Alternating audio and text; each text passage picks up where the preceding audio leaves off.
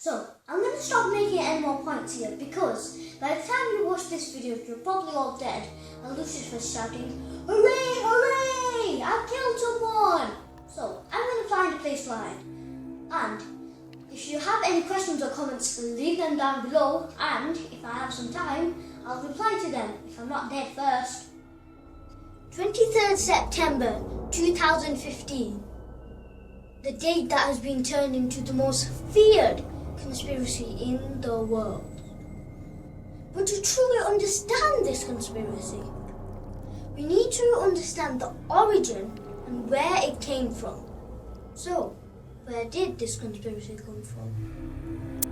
It all starts with the $1 bill. And you might ask, what's wrong with the $1 bill? Well, turn it around and look in the back. You see that pyramid?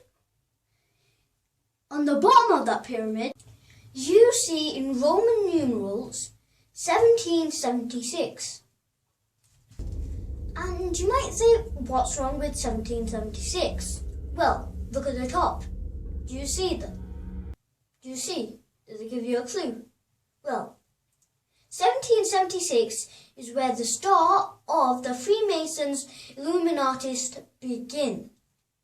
Their purpose is to establish an Atlantis in anticipation of their god or their deity, Osiris.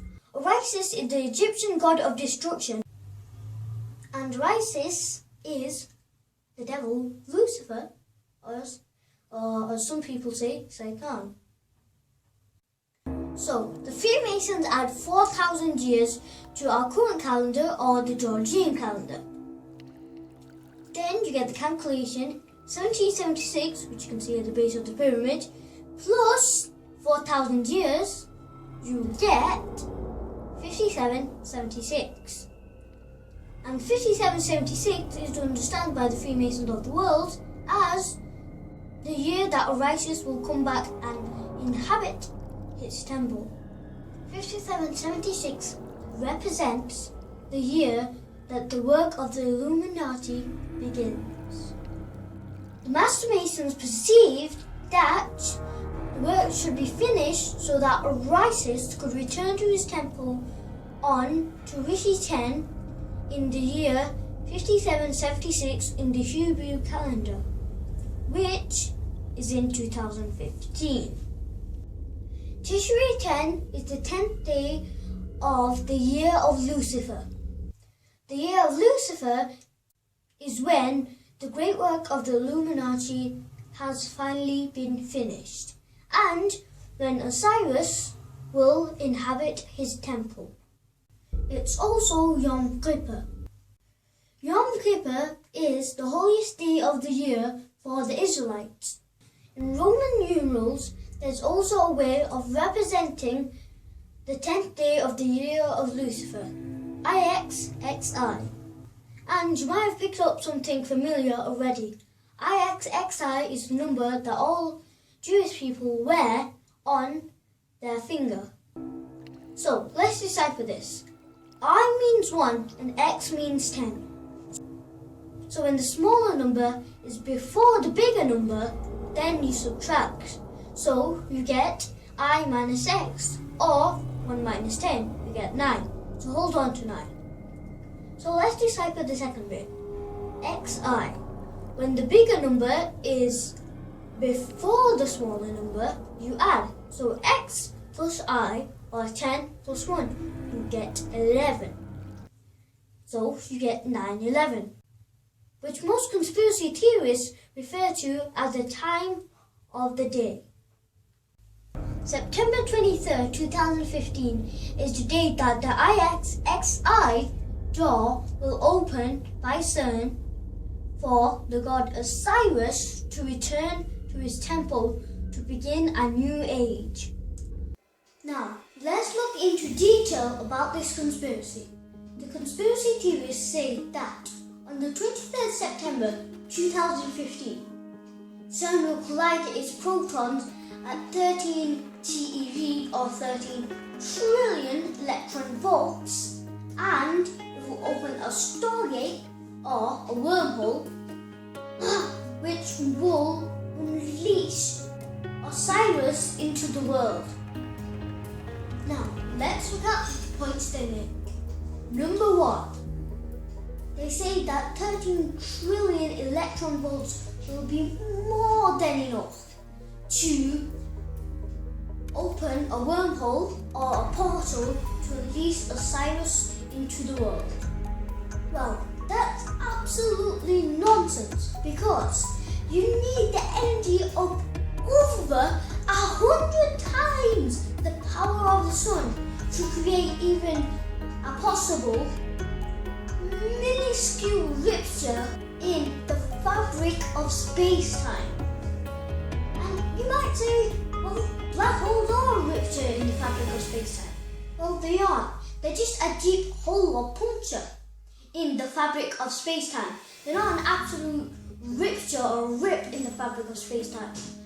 A wormhole or a portal is exactly that, a rupture of the fabric of space and time leading to another place or another time, or even possibly an alternate universe.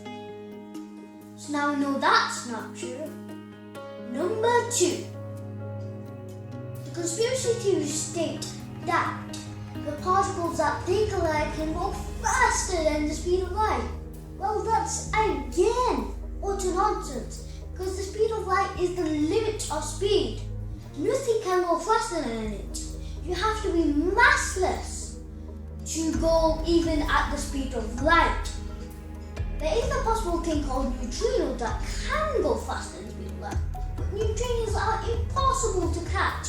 There was a 5-year experiment trying to catch a neutrino, and over that 5 years, when they came back to check, they only got a little faint trace of a single neutrino that had been there, even though they knew that billions of neutrinos had been there. So, if they can't collide neutrinos, they can't get anything faster than the speed of light. And they cannot collide light, because light collides at its full max every second. There's light coming from your lamp that's colliding every single second, light from your computer screen, light from your phone. They're colliding at that full max because light is the limit of speed and energy. So if they can't collide light to get something at the speed of light, or possibly even faster, and they can't collide neutrinos, then there's no way you can get anything faster than the speed of light, because you have to be massless or it has to be a neutrino. So we know that's not true again. Number 3. The Higgs boson could possibly destroy the Earth and even the whole universe. I'd have to agree that the Higgs boson can destroy the Earth and the whole universe, but again, you need an immense amount of energy. You need a lot, even more than possibly to create a rupture in the fabric of space-time. Because even though Higgs boson is a mass-giving particle, you need a ton of energy, because there's Higgs boson all the way above the Earth, and they're colliding at even more than double or triple the energy of the LHC is doing it. But there's nothing happening to our atmosphere, is it? And also, when they discovered the Higgs boson at the LHC, at their room at 8 TeV or 8 trillion electron volts, nothing happened to the LHC. The only reason why it went offline was for improvement.